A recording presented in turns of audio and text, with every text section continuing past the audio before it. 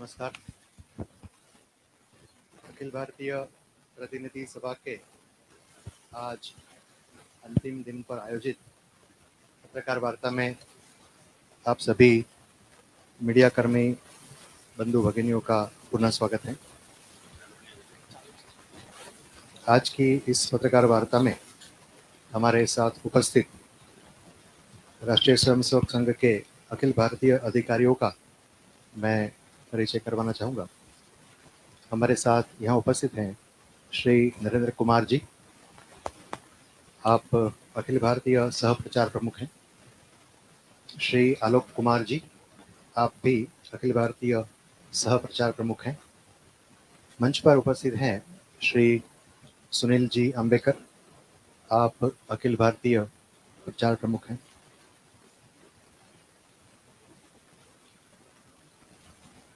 आज की पत्रकार वार्ता को जो संबोधित करने वाले हैं वह राष्ट्रीय स्वयंसेवक संघ के सर कार्यवाह मान्य दत्तात्रेय जी होसबले।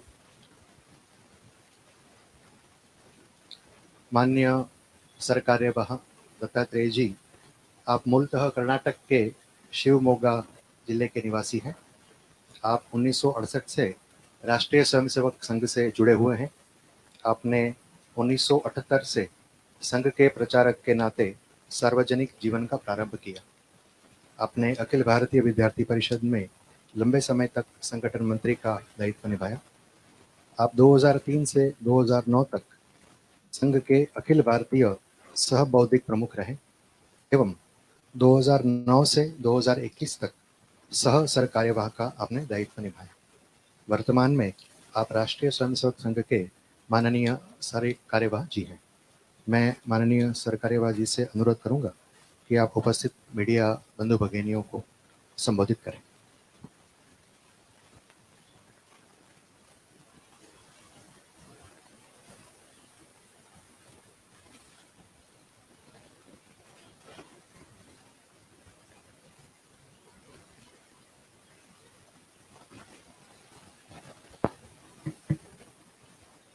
सभी को नमस्कार। आप पिछले 3 दिन से यहाँ राष्ट्रीय स्वयंसेवक संघ के अखिल भारतीय प्रतिनिधि सभा चल रही है। आज इसका अंतिम दिवस है। पिछले 1 सप्ताह से अधिक समय से मीडिया के बंधु भगिनी इस कार्य को नजदीक से देख भी रहे हैं। आप इस कार्य को देश भर में, दुनिया में इसके बारे में सूचना जानकारी देने का एक सहयोग भी आप कर रहे हैं। आप सबको इसलिए विशेष रूप से मैं राष्ट्रीय स्वयंसेवक संघ की ओर से धन्यवाद देना चाहता हूं। पत्रकार बंधु भगिनियों से समय समय पर मिलना होता ही है, इसलिए संघ के बारे में आप लोग तो जानते भी हैं, खोजते भी हैं। आज मुझे कोई विशेष ऐसे नहीं है। पिछले 3-4 दिन से संघ के प्रचार विभाग के हमारे प्रमुख सहयोगी बंधु लोगों ने आपके सम्मुख सभी विचार रखे हैं। हम आपके शहर में आए हैं तो स्वाभाविक है मीडिया के साथ थोड़ा समय बिताने से आपके मन में भी कुछ नहीं कह रहता है। हम भी अपने बारे में कुछ कहें, ये काम भी हो जाता है। गुजरात के लोगों ने, हमारे स्वयंसेवकों ने, समाज के बंधुओं ने राष्ट्रीय स्वयंसेवक संघ के कार्य को दशकों से यहाँ पूर्ण सहयोग सहभाग करते हुए इस कार्य को एक मजबूती देने में बहुत बड़ा योगदान किया है। इसलिए गुजरात के समाज को भी संघ की ओर से हम कृतज्ञता व्यक्त करते हैं, क्योंकि ये कार्य समाज का है। यहाँ के जैसे हम देख रहे हैं इस परिसर के लोगों ने हो समय समय पर गुजरात के संघ प्रेमी बंधुओं ने इस कार्य को अपने ही कार्य ऐसे समझकर उन्होंने सहयोग भी दिया है।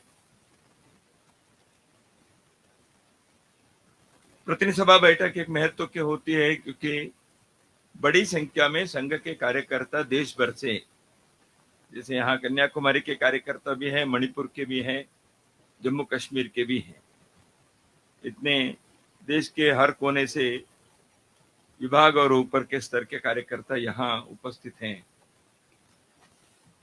फिर भी हमारी पूरी संख्या नहीं हुई क्योंकि कोरोना के संदर्भ का ध्यान में रखकर कुछ हमने कटौती की।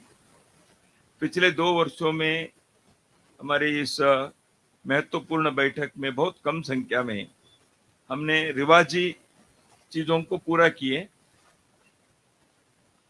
जैसे हमारा निर्वाचन भी हुआ तो पूरे सभी लोग नहीं थे, तो इसलिए तो इस बार के बैठक में अच्छी संख्या में यहाँ लगभग 1250 संख्या उपस्थित थी। अंतिम संख्या लगभग 1252 तक संख्या हो गई। तो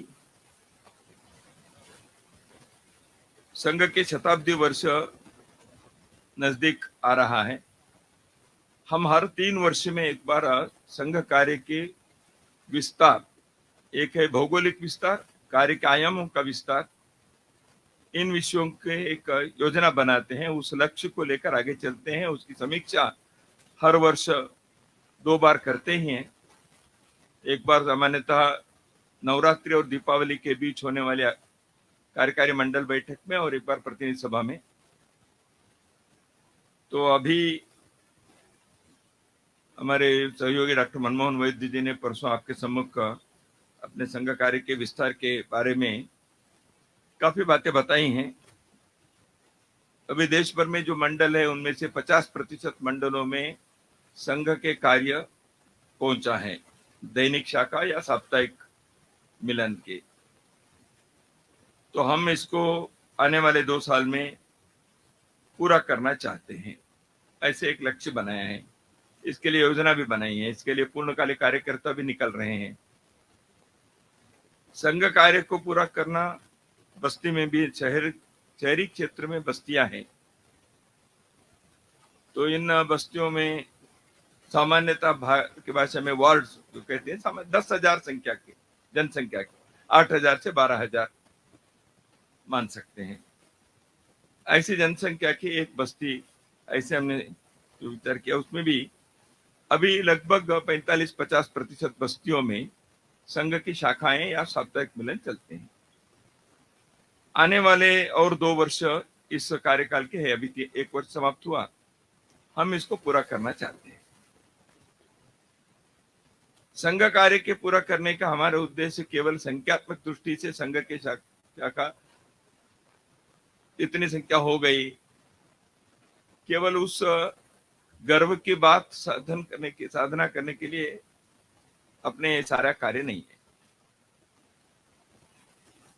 संघ के स्वयंसेवक हर बस्ती में, हर मंडल में, हर गांव में है, यानी राष्ट्रीयता, राष्ट्र भावना को आगे बढ़ाने वाला एक व्यक्ति है। समाज के संकट में संवेदना से समाज के सब लोगों को जोड़ने वाला व्यक्ति वो होता है। इसलिए संघ के अपने संगठन की ताकत बढ़ाना यह हमारा उद्देश्य नहीं है। समाज के आंतरिक शक्ति बढ़नी चाहिए, सामाजिक एकता, समरसता, सामाजिक संगठन भाव यह बढ़ना है, इसलिए तो संघ की शाखा है। तो इस दृष्टि से यदि हम देखते हैं तो समाज ने इस विषय को बहुत समझकर और उदार मन से, सहयोग भावना से न केवल संघ को स्वागत किया है, अपना कार्य है ऐसे इन्होंने उस भावना से इसको स्वीकार किया है। हम देखते हैं कि पिछले कुछ वर्षों में संघ के कार्यक्रमों में आने वाले समाज बंधु भगिनी या पूजनीय सरसंघ चालक जी के प्रवास में आने वाले, उनके संपर्क करने वाले लोग, ये सब लोग संघ के कार्य को न केवल समर्थन देते हैं, बहुत अच्छा है, प्रशंसा करते, इतना ही नहीं, हम क्या कर सकते हैं बताइए। प्रत्यक्ष अपने समय, शक्ति, संसाधन इसको देखकर इस कार्य के साथ हम जुड़ना चाहते हैं। इसलिए संघ के स्वयंसेवक का जाकर मिलना एक है, समाज के लोग भी आकर मिलना चाहते हैं। जॉइन आरएसएस करके हमने एक प्लेटफॉर्म प्रारंभ किए कुछ वर्ष पूर्व। लाखों लोग स्वयं होकर संघ के बारे में जानना और संघ के साथ जुड़ने के लिए हमारे वेबसाइट पर अपने नाम दर्ज करके बताते हैं। ये उनके तरफ से होने वाला संपर्क है। कोरोना आया तो उस समय सेवा कार्य के बहुत सारे संघ के कार्यालयों में, संघ कार्यकर्ताओं के पास समाज के लोग आए। देखिए, इस समय कुछ ना कुछ सेवा कार्य आप करते हैं, हमको मालूम है, हम कुछ करना चाहते हैं, सेवा करना चाहते हैं, हमारी सहायता आपको हम देना चाहते हैं, आप करिए। तो इसलिए संघ के ऊपर समाज के यह जो विश्वास है, इससे समाज का कार्य आगे बढ़ता है, यह हमारा अनुभव है। स्वयंसेवक भिन्न भिन्न क्षेत्रों में आज कार्य कर रहे हैं। देश की सुरक्षा हो, देश के समरसता के विषय हो, भौतिक जीवन की उन्नति हो, सामान्य पिछड़े जाति, अनुसूचित जाति, जनजाति के क्षेत्र है, ट्राइबल एरिया है, वहां हो, ऐसे भिन्न भिन्न प्रकार के कार्य में स्वयंसेवक शाखा के कार्य के साथ साथ जुड़े हैं।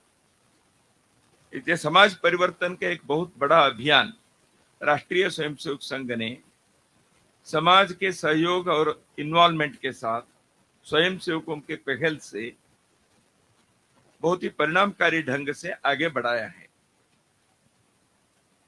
कई उदाहरण हैं, मैं उदाहरणों में नहीं जाऊंगा क्योंकि उसमें ज्यादा चला जाता है। लेकिन हमने जो विषय लिया ग्राम विकास के, अब लगभग 400 गांव को हम प्रभात गांव कहते हैं, जहां कुछ परिवर्तन दिखते हैं। हम हर जिले के एक गांव को आदर्श गांव बनाने के संघ की योजना है। ऐसे ही हमने ग्राम विकास में कृषि के साथ साथ ग्राम के स्वावलंबिता, वहां के शिक्षा, स्वास्थ्य, समरसता, सामाजिक सुरक्षा, इन बातों को वहां विकसित करके village community should express itself, manifest itself as one family. इस दिशा में ग्राम विकास के काम में हम आगे बढ़े हैं। ऐसे ही पर्यावरण के संरक्षण है, सामाजिक समरसता के हैं, गौ सेवा के विषय हैं, परिवार प्रबोधन, फैमिली वैल्यूज, फैमिली लाइफ, अगली पीढ़ी में संस्कार मूल्य वर्धन, ये करने का काम भी है। पड़ोसी धर्म को भी निभाना है। प्रत्येक घर के अंदर देश समाज के लिए कुछ करने के भाव होना चाहिए। केवल हम अपने घर को कैसे तरक्की करें, हम ज्यादा कमाएं, चैन से जीवन चलाएं, बिल्कुल वो करना चाहिए, लेकिन समाज के ऋण भी है। प्रत्येक घर में इस सामाजिक ऋण के बारे में जागृति होनी चाहिए। मेरा व्यवसाय, मेरी पढ़ाई, हर चीज में मुझे जीवन अच्छा चलाने के साथ साथ समाज के लिए मैं इससे क्या लाभ है, ऐसे एक परिवार प्रबोधन का कार्य हमने आगे बढ़ाया। इन सारे सामाजिक परिवर्तन के आयामों में संघ के स्वयंसेवक जहां वो नहीं है पहल करते हैं, जहां कुछ समाज के लोग भी इस प्रकार के काम में लगे हैं। गौ सेवा है, परिवार प्रबोधन है, समरसता के, पर्यावरण के हैं, ग्राम विकास के हैं, इन सारे विषयों में समाज में बहुत सारे सामाजिक धार्मिक संस्थाएं, व्यक्ति समूह इस प्रकार के काम में लगे हैं। इसलिए हम ये नहीं चाहते कि रेस में हम आगे रहें। हम चाहते हैं कि समाज के सभी लोग मिलकर हम करें। जहां जहां तालमेल होता है, समन्वय होता है, नेटवर्किंग करें, कोलैबोरेटिव एफर्ट्स करें, इसकी आवश्यकता है।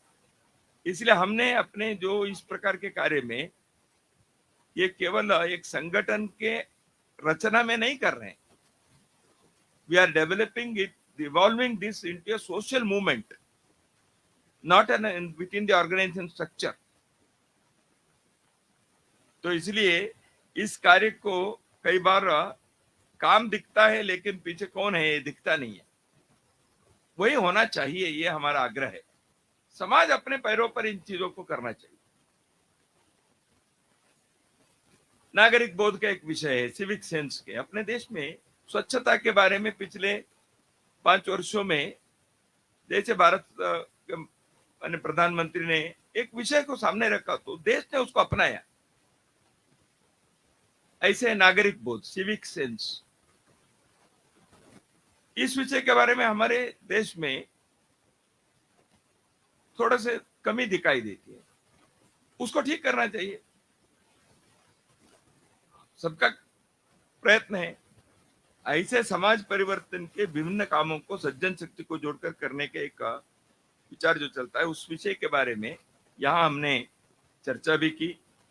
ऐसे विषयों में लोगों को जोड़ना भी है, जो कर रहे हैं उनके साथ हम जुड़े, इसकी समीक्षा हमने की है। आगामी दिनों में इस विषय को और मजबूत करने के लिए कुछ योजना बनाई, इसके लिए कार्यकर्ता तैयार करना, इसके लिए भी कई लोग समय देकर काम करने के लिए तैयार होते हैं। मैं पिछले वर्ष एक विषय बताया था जब मैं इस दायित्व पर आया बेंगलुरु में। उस समय भारत के बारे में, भारत के विषय के बारे में, भारत के हिंदू समाज के बारे में, भारत के इतिहास, संस्कृति, यहाँ के जीवन पद्धति, इसके बारे में एक सही चित्र को, सही तस्वीर को समाज के सम्मुख रखना चाहिए। देश और विदेशों में भारत के विषयों में बहुत सारे गलत फहमियां फैलाने का अज्ञान से अथवा जानबूझकर कुछ योजना षड्यंत्र से, अंग्रेजों के जमाने से जो चला हुआ था वो पिछले इतने वर्षों में भी कुछ चला था। इस वैचारिक विमर्श को, नैरेटिव को बदलकर भारत बोध के एक नए विमर्श, जो सही विमर्श है, जो तथ्य के आधार पर है, उस narrative of Bharat, A grand narrative of Bharat,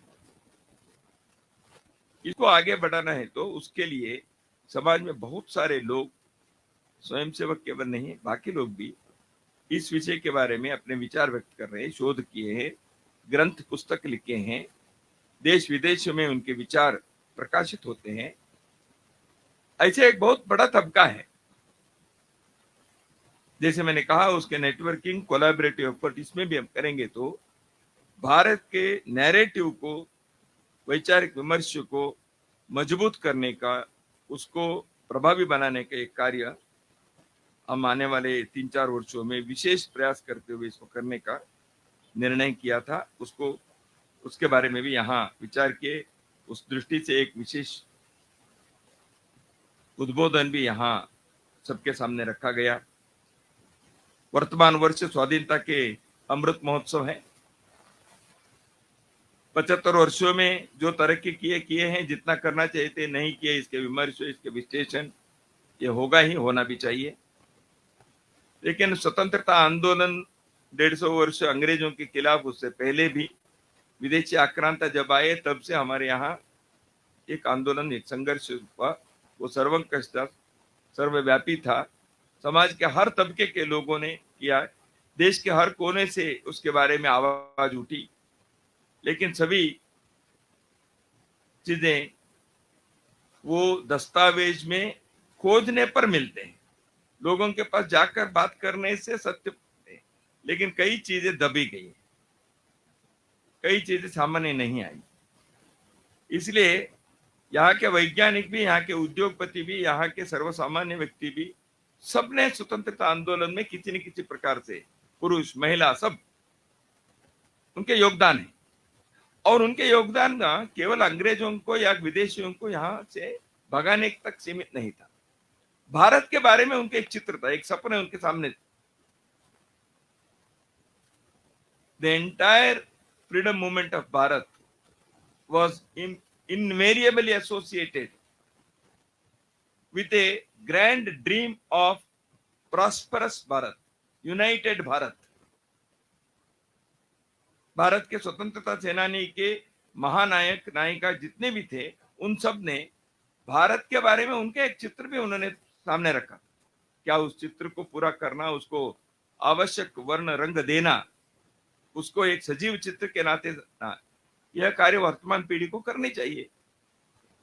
इस दृष्टि से हमने स्वतंत्रता के अमृत महोत्सव को देखते हैं, उसके लिए कार्यक्रम भी लिए। कोरोना के सेवा कार्य के बारे में आपके सम्मुख पहले विषय आया ही है। 2 क्षेत्रों में पुनर्वास की एक बहुत बड़ी आवश्यकता है। एक है शिक्षा क्षेत्र में, क्योंकि बहुत समय तक विद्यालय बंद रहने के कारण ऑनलाइन क्लासेस तो चले, लेकिन ऑनलाइन क्लास अपनी सीमा है। उस टेक्नोलॉजी को बिल्कुल उपयोग करना चाहिए, किए भी है, उससे जितना लाभ हुआ जरूर हुआ, लेकिन एक प्रत्यक्ष कक्षा में एक शिक्षक अपने विद्यार्थियों के सामने विषय रखना, बातचीत करना, संवाद होना, ये जो मानवीय संबंध उससे आता है, वो ऑनलाइन से नहीं हो सकता। और विद्यालय के परिसरों में विद्यार्थी जाकर दिन भर वहां रहने से उनके व्यक्तित्व के विकास जो होता है, वो घर में बैठकर स्क्रीन देखने से नहीं होता। तो इसलिए वो जो छूट गया, उसको कैसे हम भरपाई करें। और बहुत सारे लोगों को अभी भी वो जो 2 वर्ष अभी हुआ है, उसमें कई विद्यार्थी अभी आर्थिक कारणों से, अन्य कारणों से शिक्षा से वंचित हो गए। उनके लिए शिक्षा के कई विषयों के लेकर ट्यूशन क्लासेस, फ्री क्लासेस, तरह तरह के विषयों को लेने का कार्य हम कर रहे हैं। ऐसे रोजगार की दृष्टि से भी एक बहुत बड़ी आवश्यकता देश में है। कोरोना के कारण कुछ आर्थिक संकट तो आया ही है, सरकार ने इसके बारे में प्रयत्न किया, समाज के भी प्रयत्न हुए। इसी के संदर्भ में हमने एक प्रस्ताव भी पारित किया यहाँ, उस प्रस्ताव के प्रति भी आप लोगों को दे ही रहे हैं। तो हम चाहते हैं कि भारत की क्षमता बहुत है, इसके बारे में सैकड़ों पुस्तकें, सैकड़ों शोध कार्य हुए हैं। भारत के प्राकृतिक संसाधन, भारत के मानव संसाधन, भारत के हमारे अनुभव, इन सब से हम अपने देश को अपने पैरों पर खड़ा करने के, आत्मनिर्भर बनाने के हमारे पोटेंशियल है। इस क्षमता को सदुपयोग करने के लिए सरकार की योजना एक तरफ होनी चाहिए, आवश्यक है। समाज के भी कर्मण्यता बढ़नी चाहिए, समाज के प्रतिभा, समाज के नवोन्मेष शालिनी प्रयत्न या होने से कार्य आगे बढ़ते हैं। बहुत सारे क्षेत्रों में अपने यहाँ कुटीर उद्योग है, ग्रामीण उद्योग है, हस्तकला है, बहुत सारे क्षेत्रों में एग्रो बेस्ड के आर्थिक दृष्टि से भी संपन्न होने के लिए और रोजगार लोगों को मिलने के लिए आजीविका चाहिए। रोजगार का अर्थ केवल सरकारी नौकरी नहीं है, प्रकृति के संसाधन को उपयोग करते हुए अपने आजीविका चलाते हुए एक व्यक्ति धर्म, समाज धर्म, राष्ट्र धर्म को भी निभाना चाहिए। प्रकृति में रहने वाले व्यक्ति केवल अपने पेट पूजा करते हुए ऐसे नहीं है, संस्कृति का विकास होनी चाहिए, सभ्यता का विकास होनी चाहिए, साथ रहने चाहिए। तो ये सब करना है तो अर्थ का जो है, हमारे यहाँ धर्मस्य मूलम अर्थम ऐसे कहा है। जो इटर्नल वैल्यू को स्थापना करनी है वो भी अर्थ से होता है। Economy plays an important role. इसलिए इन सारे विषयों को देखकर कहेंगे तो एक भारतीय दृष्टि है, मॉडल, एक इकोनॉमिक मॉडल के, वो श्रम प्रधान, विकेंद्रीकरण, पर्यावरण के अनुकूल होनी चाहिए, कम ऊर्जा बख्शी होनी चाहिए, छोटे उद्योग को महत्व मिलना चाहिए। ग्रामीण क्षेत्र में नहीं तो पलायन होता है, और बड़ी संख्या में पलायन होने से क्या संकट आता है वो भी हमने पिछले वर्ष देखा है। मजबूरी से लोग अपने घर बार छोड़कर सैकड़ों किलोमीटर, हजारों मील दूर जाकर रहते हैं। दूसरे पर नहीं रहना, इसे नहीं, बड़ा देश है, रहना चाहिए, लेकिन किस परिस्थिति में रहना पड़ता है, मजबूरी क्या क्या होती है, इन सारे चीजों को देखने से एक स्वावलंबी भारत को बनाने वाले स्वदेशी स्वावलंबिता के दृष्टि के रोजगार के, कार्य संस्कृति के, इकोनॉमिक मॉडल के एक बहुत आग्रह पूर्वक प्रयास होना चाहिए। इसमें अपने देश के शिक्षा संस्थान, यूनिवर्सिटीज, आईआईटीज, आईआईएम्स, उद्योग जगत, छोटे बड़े उद्योग, सामाजिक नेतृत्व, धार्मिक नेतृत्व, ये सब के मिलकर एक बड़ा प्रयास होने से हम दुनिया में एक श्रेष्ठ संस्कृति के राष्ट्र तो है ही, संपन्न राष्ट्र के नाते भी अपने को खड़ा करने में सफल होंगे। इसलिए एक प्रस्ताव हमने रखा है, समाज को उद्योग सृजन के साथ साथ एक कार्य संस्कृति के और एक भारतीय मॉडल को भी विकसित करने का, और नौजवानों को उनके ऊर्जा, उनके प्रतिभा, उनके शक्ति, उनके सपने, इन सब को पूर्ण अवसर मिलने वाले रोजगार के एक बहुत बड़ा पक्ष है। सरकार की योजना भी उसी को बढ़ावा देने में हो, समाज अपने दृष्टि से करे। संघ के कार्यकर्ता विभिन्न क्षेत्रों में इस विषय को आगे बढ़ाने के लिए पिछले 1.5-2 साल में अधिक प्रयास किए। पहले तो करते ही थे, लेकिन और अधिक प्रयास करने के लिए कुछ किए हैं। ऐसे एक प्रस्ताव भी हमने पारित किया है। आपके सम्मुख मैंने बहुत सारे विषय का फिर से एक बार आप सभी को धन्यवाद देता हूं। आपको कुछ पूछना है तो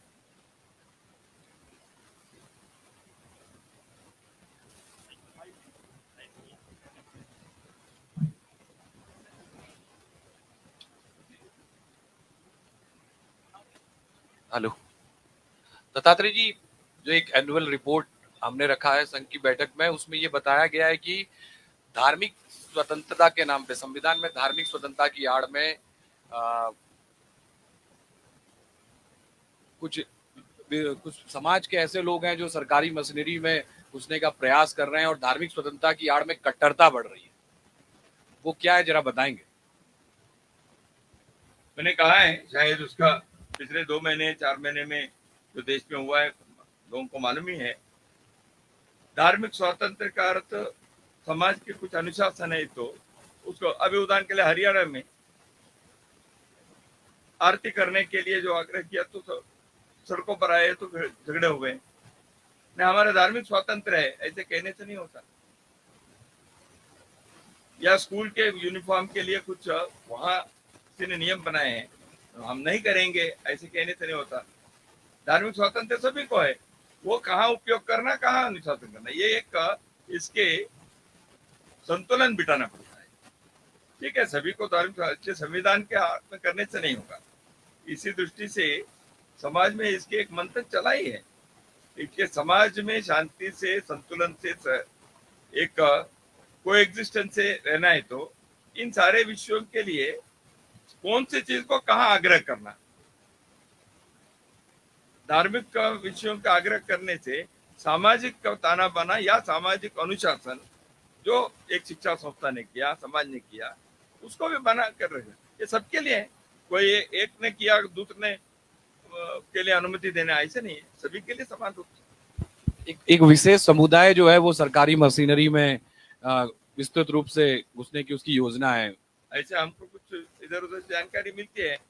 मेरी विनती है, आप लोग भी खोज करिए, यदि गलती है तो चित्र कर दीजिए, देखेंगे बाद में।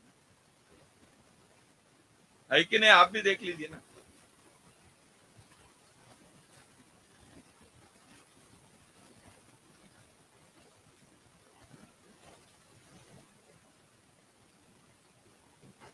कहिए।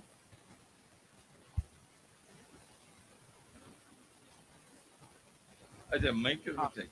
ये 3 दिन में कौन कौन सी बाबतों पर चर्चा विमर्श हुआ, और मैंने खास बताया जो ग्रामीण इलाके हैं उसमें संघ किस प्रकार से काम करेगा? तो बताया, किसानों के बीच ग्रामीण शहरी क्षेत्र में श्रमिक वर्गों में अपने कार्य को बढ़ाने के लिए हमने उनके साप्ताहिक मिलन, मासिक बैठक के एक करेंगे।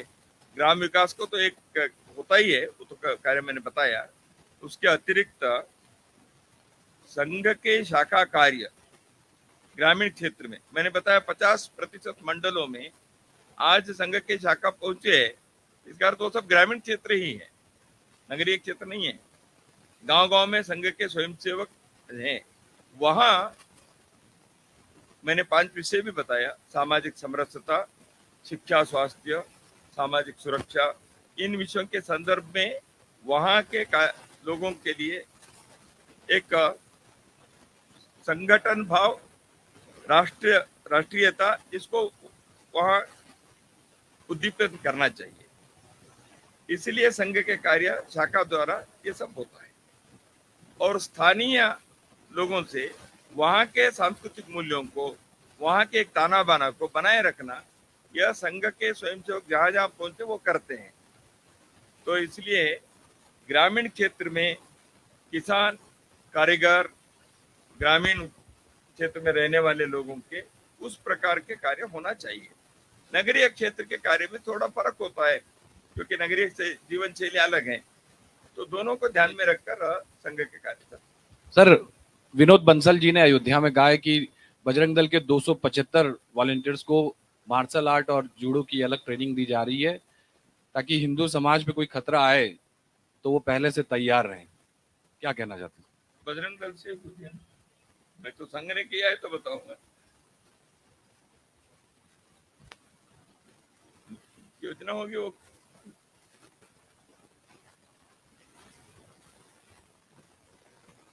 कही और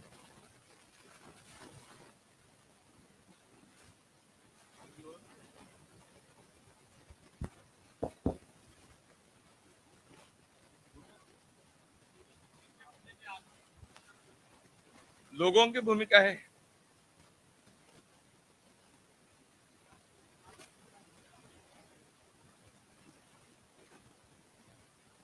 हम चुनाव के लिए भूमिका तय नहीं करते, समाज के लिए तय करते हैं और चुनाव भी एक संवैधानिक कर्तव्य है, राष्ट्रीय कर्तव्य है। संघ हमेशा कहता है अत्यधिक लोग वोट देने के लिए सामने आए। समाज में मैं राष्ट्रीय परिदृश्य में मैंने कहा है, आप जो बताए ना उसमें एक चुनाव यानी क्या है, लोकतंत्र को मजबूत कैसे करना, वैचारिक मंथन होना चाहिए, ये सब उसमें कहा है। तो चुनाव भी उसके लिए है, देश के लिए एक बहुत बड़ा पर्व है। लोगों के बारे में एक जागृति लाने के, समाज के बारे में सोचने के, अधिकाधिक लोग भारत के लोकतंत्र के जो चुनाव की पद्धति है, विश्व के एक श्रेष्ठ पद्धति, हमको गर्व होना चाहिए। एक स्वयंसेवक भी अपने राष्ट्र धर्म निभाने के लिए अधिकाधिक लोग इसमें सक्रियता से, जिम्मेवारी से, स्वस्थ मनोभाव से सहभागी हो।